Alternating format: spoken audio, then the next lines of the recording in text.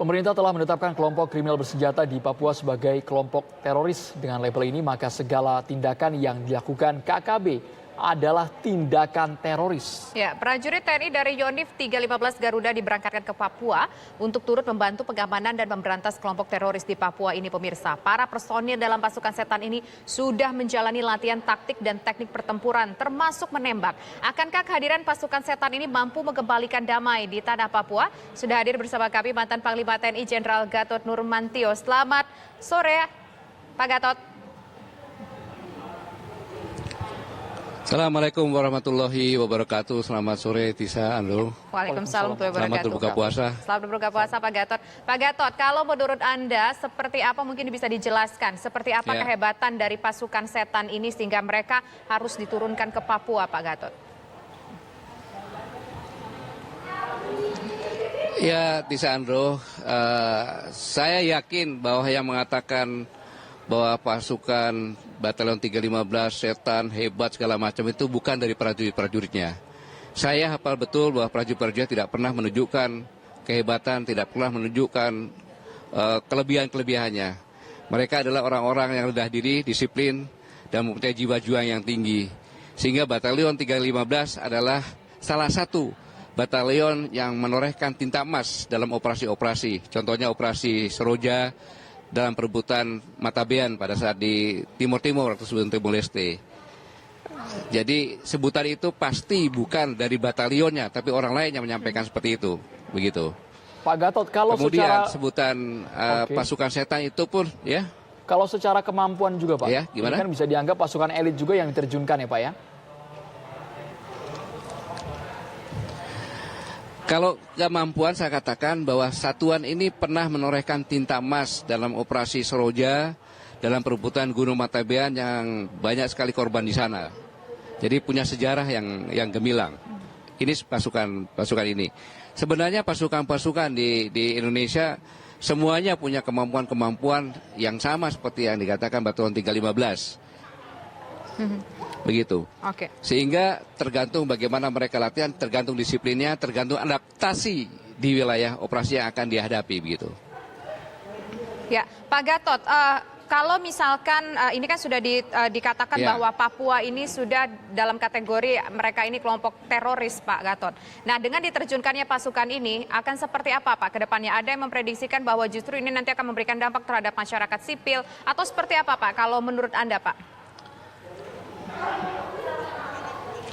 Saya justru sedih bahwa dikatakan berangkat ke Papua untuk bertempur. Ini suatu gambaran yang menurut saya yang membuat saya sedih. Mengapa?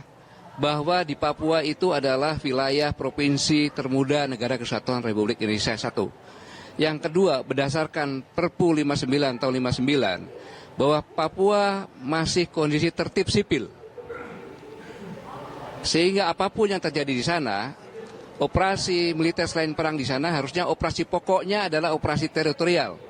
Didukung intelijen, operasi tempur dipersiapkan. Dalam arti kata, operasi teritorial itu adalah operasi memperebutkan hati dan pikiran rakyat. Karena yang kita hadapi adalah rakyat kita sendiri. Kemudian juga harus melihat, jangan dibebankan semuanya kepada militer dan kepada polisi. Tapi kita harus menyimak apa sebenarnya latar belakang terjadinya gerakan-gerakan yang dikatakan kriminal bersenjata, sekarang dikatakan terorisme dan lain sebagainya. Kalau kita tidak melihat itu, tidak akan selesai. Papua tapi posisinya Papua saat tidak ini bisa diselesaikan dengan operasi militer. Pak Gatot, posisinya saat ini KKB sudah membakar bangunan, Pak, membakar sekolah, bahkan pelajar dibunuh. Kemarin ada jenderal polisi juga diserang hingga tewas. Ini kan sudah kelewat batas, Pak. Apakah memang sepak terjangnya ini tidak bisa dihentikan, Pak Gatot? Betul, mereka melakukan seperti itu. Tapi kalau kita tidak menyelesaikan akar permasalahannya, ini tidak akan selesai. Satu tewas, muncul lagi yang lainnya. Mengapa begini? Karena begini, kalau kita melihat, pemerintah sudah memberikan sesuatu yang sangat luar biasa. Opsus. Dana Opsus itu, kalau dijumlahkan apa yang dihasilkan oleh Papua, baik itu Freeport, Migas, kemudian lain-lainnya digabungkan satu, itu sudah lebih lebih dari dana itu ditambahin oleh pemerintah pusat. Itu satu. Yang kedua, ingat bahwa ada kebijakan Presiden Joko Widodo untuk BBM satu harga.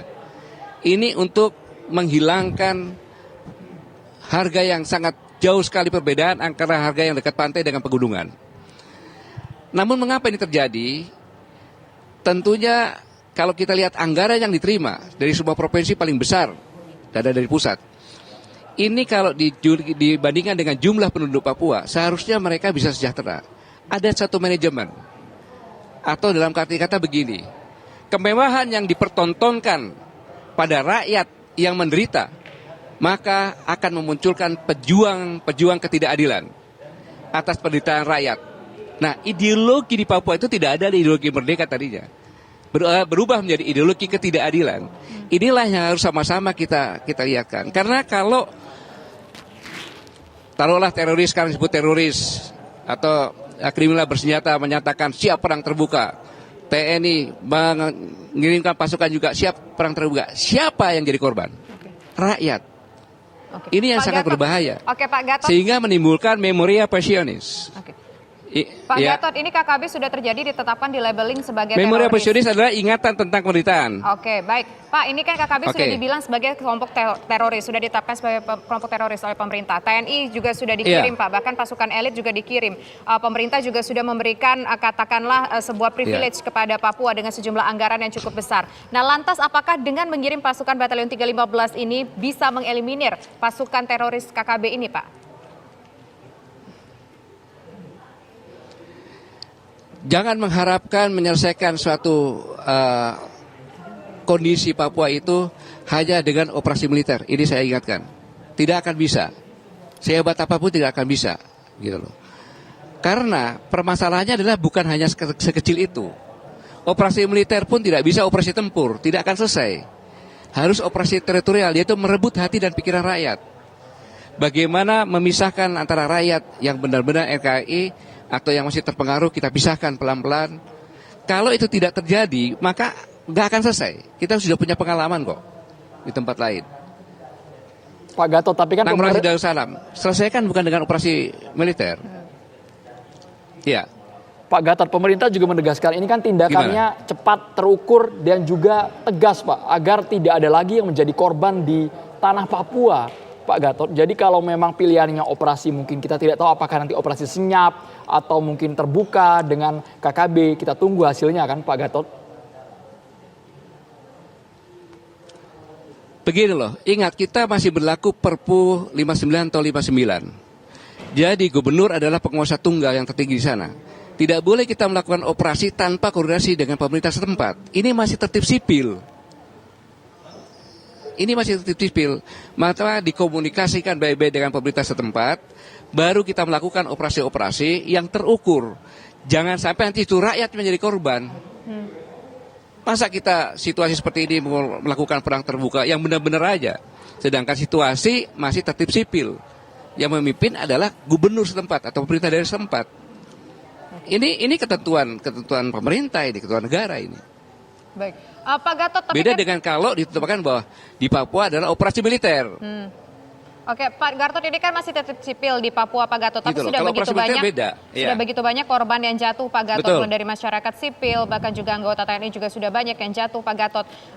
Tetapi begini, Pak Gatot tadi berkatakan tidak bisa dengan pendekatan militer, harus ada pendekatan yang lain. Caranya bagaimana, Pak Gatot? Sementara pemerintah sudah memberikan begitu banyak juga ke Papua, Pak Gatot.